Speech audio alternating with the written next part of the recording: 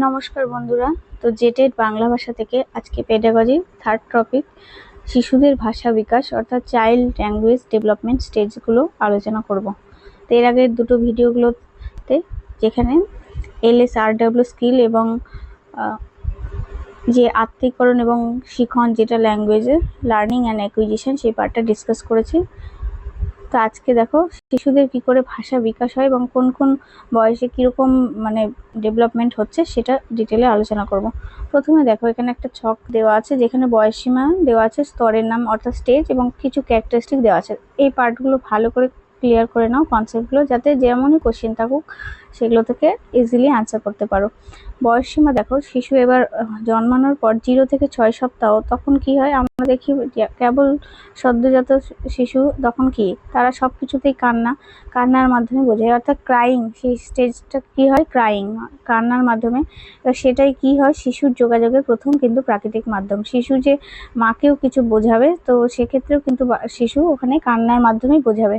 তারপর 6 থেকে 8 সপ্তাহ যেটা, সেইখানে শুরু হয় কিন্তু কুইং, মানে কুজন। বাংলাতে বলছে কুজন, ইংলিশে বলছে কুইন। কুইনে কি করে, স্বরবর্ণের মতো ধ্বনি সৃষ্টি করে, যেমন আ আ উ উ এরকম। তো যখন 6 থেকে 8 সপ্তাহ তখন কিন্তু মুখ দিয়ে কিছু আওয়াজ করে, এবার আমরা সেগুলো বুঝতে পারি না, তাই না? তো সেক্ষেত্রে আমরা ওইটা আইডিয়া করতে পারি না যে কি বলছে বাচ্চা, কিন্তু মা তাও বুঝতে পারে যে হয়তো খিদে পেলে আউ এরকম ইশারাতে দেখায়।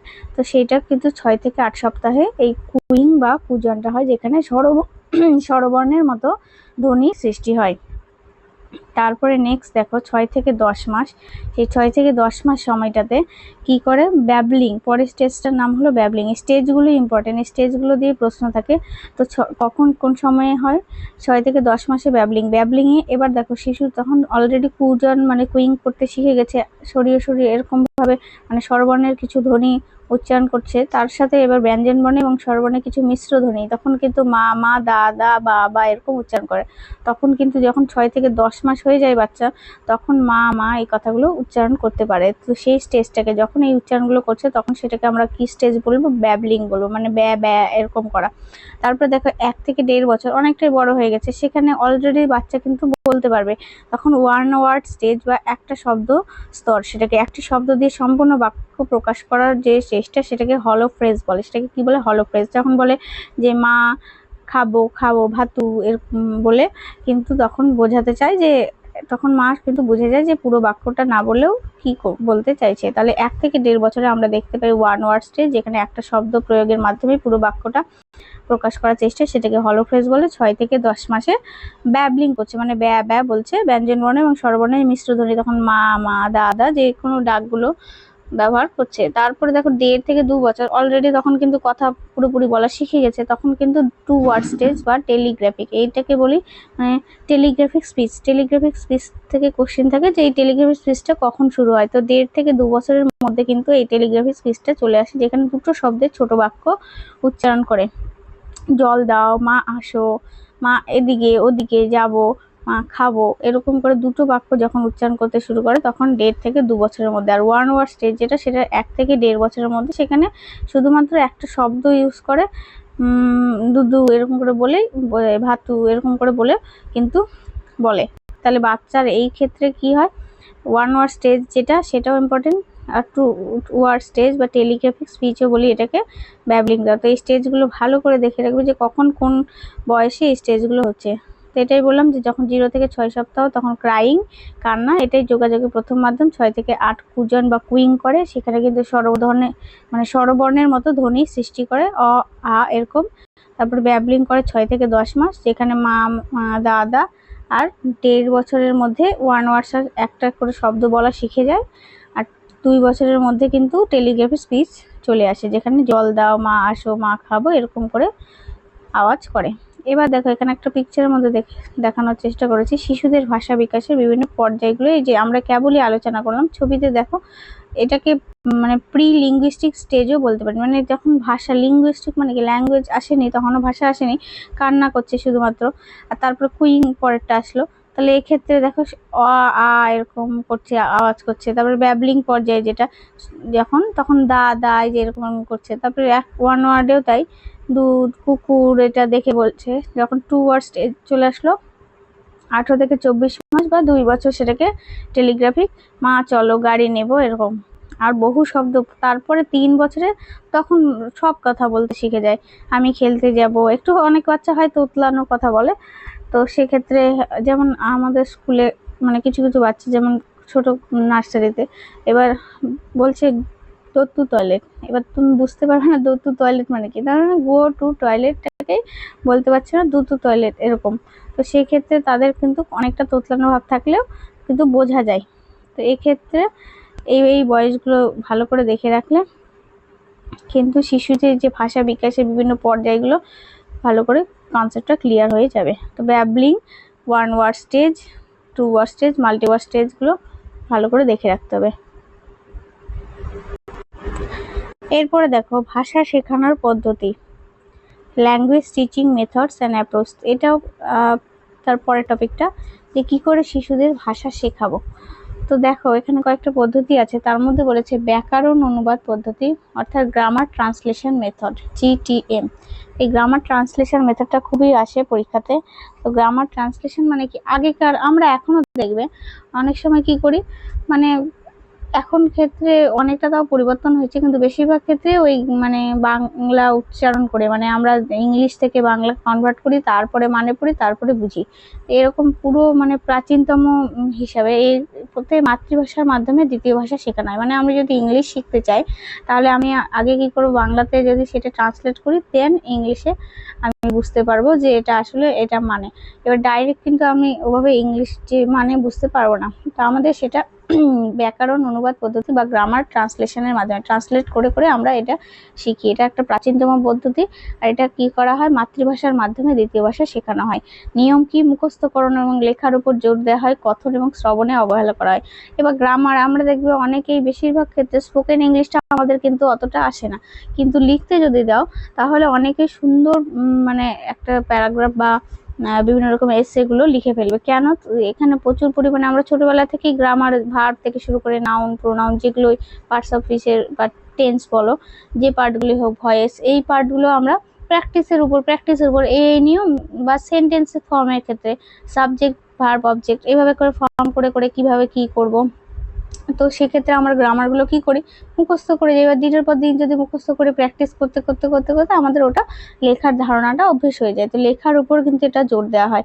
কিন্তু এই ক্ষেত্রে কি হয়, আমরা যেহেতু এটা মুখে বলি না, বলা হয় না জন্যই আমরা কিন্তু এইখানে মানে শোনাও হয় না। এবার আশেপাশে যদি ধরো মাতৃভাষা বাংলাও, সবাই বাংলাতেই কথা বলছে, ইংলিশে সেভাবে কথাই বলছে না, তো তোমার অটোমেটিক্যালি সেইটা কিন্তু মানে ভাষাটা এমনি এমনি চলে আসবে না, তোমাকে প্রপার প্র্যাকটিস করতে হবে। তো প্র্যাকটিসের ক্ষেত্রে আমরা ওটা অবহেলা করি, এই মানে লেখার উপর প্র্যাকটিসটা আমরা বেশি করি, কিন্তু এখানে বলার উপর বা শোনার উপর কিন্তু প্র্যাকটিস করি না। তো এই ক্ষেত্রে আমরা এই জন্য এখানে কিন্তু স্পোকেন ইংলিশটাকে আমরা কিন্তু অবহেলা করি। স্পোকেন এই জন্য বলতে পারি না সহজে, কিন্তু লিখতে পারি। বোঝা গেল? তো এই ব্যাকরণ অনুবাদ বা গ্রামার ট্রান্সলেশন এগুলো থেকে এরকম টাইপেরই কোশ্চেন থাকে, যে মানে ম্যাচও দিয়ে রাখে অনেক সময়, যে ম্যাচ দ্য ফলোয়িং, এখানে কোথায় হয়তো মাতৃভাষার মাধ্যমে শেখানো হয় দ্বিতীয় ভাষা, বা অনেক সময় থাকে যে কথন এবং শ্রবণে অবহেলা করা হয়, অর্থাৎ মানে আমরা বলতে পারি কিন্তু স্পোকেন মানে বলতে পারি না, মানে লিখতে পারি। তো সেক্ষেত্রে কোন অনুবাদ পদ্ধতি বা কোন পদ্ধতির মাধ্যমে, তো সেটা হলো ব্যাকরণ অনুবাদ পদ্ধতি বা গ্রামার ট্রান্সলেশন। এটার মেন হলো প্রাচীনতম, মাতৃভাষার মাধ্যমে দ্বিতীয় ভাষা শেখানো হয়, মুখস্থকরণ এবং লেখার উপর জোর দেওয়া হয়, আর কথন আর শ্রবণটাকে আমরা কিন্তু অবহেলা করি, জন্য আমরা এখানে ইংলিশটা, স্পোকেন ইংলিশটা শিখতে পারি না। বোঝা গেল? তো এই ক্যারেক্টারিস্টিকগুলো ভালো করে দেখে রাখতে হবে। এইভাবে করে কনসেপ্ট ক্লিয়ার থাকলে যে কোনো টাইপেরই কোশ্চেন থাকুক এইগুলো থেকে সবই করতে পারবে। তারপরে আছে প্রত্যক্ষ পদ্ধতি বা ডাইরেক্ট পদ্ধতি। প্রত্যক্ষ মানেই ডাইরেক্ট বোঝাচ্ছে একদম, মানে যেটা সরাসরি। ধরো আমি একটা ক্লাসে গেছি, ইংলিশ ক্লাসে, এখানে আমাকে সেখানে স্পোকেন শেখাতে হবে, সেখানে আমাকে গ্রামারটা আমার বললো যে এই সাবজেক্ট বসাবে, অবজেক্ট বসাবে, ভার্ব বসাবে, এইভাবে বসাবে, ওইভাবে বসাবে, এত কিছু নয়। তুমি শুনবে জাস্ট বলবে, শুনবে জাস্ট বলবে, এরকম। তাহলে কোনো মাতৃভাষার ব্যবহার ছাড়াই সরাসরি লক্ষ্য ভাষায়, মানে টার্গেট ল্যাঙ্গুয়েজ আমরা এটাকে বলি, দেওয়া হয়, কথন এবং শ্রবণের উপর প্রাধান্য দেওয়া হয়। তাহলে এরকম টাইপেরই কোশ্চেন থাকে যে ডাইরেক্ট মেথডে আর হলো গ্রামার ট্রান্সলেশন মেথডের মধ্যে এরকম ম্যাচ দ্য ফলোয়িং এ আমাকে চেক করে নিতে হবে, যেখানে টার্গেট ল্যাঙ্গুয়েজকে মানে বেশিরভাগ প্রায়োরিটি দেওয়া হয়, মাতৃভাষার ওখানে ব্যবহার হয় না। আমি ইংলিশ শিখতে এসেছি, ইংলিশেই কথা বলবো, এবার মানে কি আমি সেটা বুঝে তারপরে বলবো সেটা হবে না। এখানে ডাইরেক্ট মানে ডাইরেক্ট, টার্গেট মানে টার্গেট। এখানে আমি বাংলা কি হিন্দি কি কিছু বুঝবে না। তো ডাইরেক্ট মেথড প্রত্যক্ষ পদ্ধতি এটাই, যেখানে আমি কোনো মাতৃভাষার সাহায্য ছাড়া সরাসরি যেটা লক্ষ্য ভাষা সেটাতে টার্গেট করবো। এবার টার্গেট ল্যাঙ্গুয়েজে আমি যদি হলো দিনের পর দিন যা শুনছি, স্পোকেন বলছি, বলতে বলতে বলতে বলতে বলার প্র্যাকটিস হওয়ার ফলে আমাদের কিন্তু সেখানে কিন্তু শুনবো ভালো করে, তাহলে তো আমি বলতেও পারবো। তাই সেখানে কিন্তু কথন এবং শ্রবণের উপর প্রাধান্য দেওয়া হয়। তাহলে ডাইরেক্ট মেথডে কিন্তু স্পোকেন ইংলিশ তাড়াতাড়ি শেখা যায়, যেখানে হয়তো লেখার হয়তো গ্রামাটিক্যাল ইররগুলো থাকে, গ্রামাটিক্যাল ইরর থাকতেই পারে, কিন্তু বলার যে ফ্লুয়েন্সিটা, সেই ফ্লুয়েন্সিটা কিন্তু এই প্রত্যক্ষ পদ্ধতি বা ডাইরেক্ট মেথডে তৈরি হয়। তো বোঝা গেল। নেক্সট হলো আরোহী পদ্ধতি। আরোহী পদ্ধতি বা ইন্ডাকটিভ মেথডটা কি? দেখো, উদাহরণ থেকে সূত্রে পৌঁছানো, অর্থাৎ এক্সাম্পল টু রুল। আচ্ছা, আরোহী, দেখো আরোহী আর একটা ইন্ডাকটিভ, এই দুটো টার্ম ইন যখন বলবে তাহলে ইন থেকে মানে এক্সাম্পল টু রুল, কি মনে করবো? Example to rule. তাহলে আরোহী যেটা যেখানে বা ইন্ডাকটিভ সেখানে এক্সাম্পল টু রুল মানে কি? ধরো যে কোনো ক্ষেত্রে আমরা গ্রামারে যদি করতে যাই বা যে কোনো ম্যাথের ক্ষেত্রে কিন্তু আমরা আগে এক্সাম্পল দিয়ে ভালো করে বুঝি, সেক্ষেত্রে এক্সাম্পলগুলোই আমাদের বেশি কাজ করে, তারপরে দেখি যে ও এইটা রুলে বা যে কোনো, তাই না? তো গ্রামারের ক্ষেত্রেও আগে মানে এক্সাম্পলটাই আমাদের এখানে কিন্তু বেশি কাজ করছে। আমাকে উদাহরণ দিয়ে কিছু একটা বোঝালো, তারপর বললো ও এই উদাহরণের মধ্যে এইরকম হয়, জন্য এটাই রুল, এটাই সূত্র। যেখানে স্পেসিফিক টু জেনারেল যাবে বা এক্সাম্পলটা রুল যাবে, সেটা হলো আরোহী পদ্ধতি। এবং আরোহী পদ্ধতিটাই সব থেকে বেশি মানে এখনকার দিনে মানে প্রযোজ্য আর কি। এইটু শিশু কেন্দ্রিক, বিজ্ঞানসম্মত, অর্থপূর্ণ শিক্ষণ প্রক্রিয়া। যেখানে আমরা কোনো এক্সাম্পল যদি আগে বোঝাই, তো বাচ্চারা সেই জিনিসটার প্রতি বেশি মানে বুঝতে পারবে এবং আগ্রহ প্রকাশ করবে, এবং তারপরে বলে দিলাম যে এটা এরকম হয় আর কি, মানে এইটাই রুল, কিন্তু এর উদাহরণগুলো এরকম। এবার সেখানে বেশি শেখার সম্ভাবনা থাকবে। এবার অবরোহী, যেটা মানে ডিডাকটিভ, অর্থাৎ রুল টু এক্সাম্পল। আগে রুল বোঝালাম, ধরো ব্যাকরণের ক্ষেত্রে কি হয়, বাংলা ব্যাকরণ বা যেটা হলো ইংলিশের ক্ষেত্রেও আমরা আগে রুল বোঝালাম, এই রুল, টেন্সের রুল এটা, তারপরে ইনডিফিনিট টেন্সের পারফেক্ট বা কন্টিনিউয়াসের ক্ষেত্রে এটা রুল।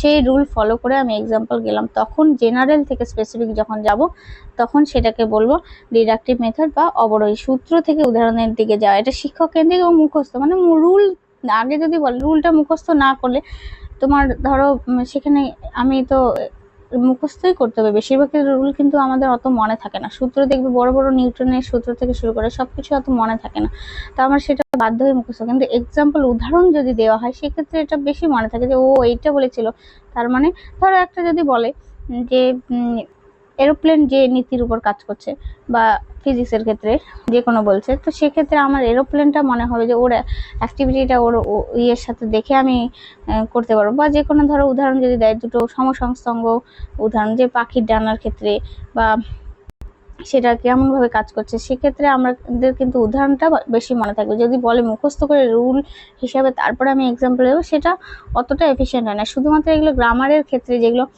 মানে ডিডাকটিভ মেথডটা কার্যকরী হয়, যেগুলো ব্যাকরণের ক্ষেত্রে রুল না জানলে উদাহরণটা করা মুশকিল হয়, সেটার জন্য রুল জেনে করা উচিত। তো সেক্ষেত্রে এটা জেনারেল টু স্পেসিফিক কাজে লাগে, কিন্তু এটা বেশিরভাগ শিক্ষক কেন্দ্রিক এবং মুখস্থ নির্ভর।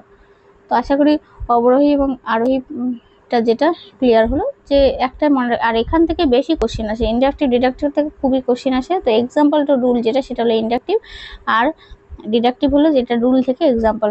বোঝা গেল। আর ইন্ডাকটিভ মেথডটাই বেশি বিজ্ঞানসম্মত।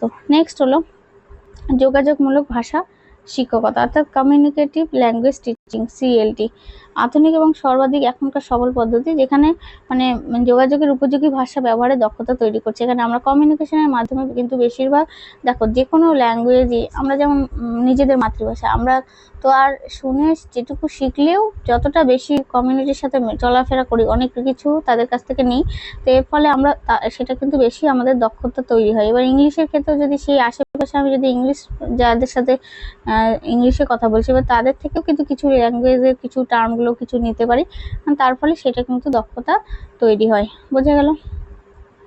তো এটাই ছিল হলো ভাষা শেখানোর পদ্ধতি, তার মধ্যে ব্যাকরণ, অনুবাদ, প্রত্যক্ষ, ডাইরেক্ট মেথড, ইনডাক্টিভ, ডিডাক্টিভ, এইটা খুবই ইম্পর্টেন্ট। নেক্সট ভিডিওতে লেসন প্ল্যানিং এবং অ্যাসেসমেন্ট ইভ্যালুয়েশন এগুলো আলোচনা করব। আজকে এই পর্যন্ত থাকলো, নেক্সট ভিডিওতে দেখা হচ্ছে। ধন্যবাদ।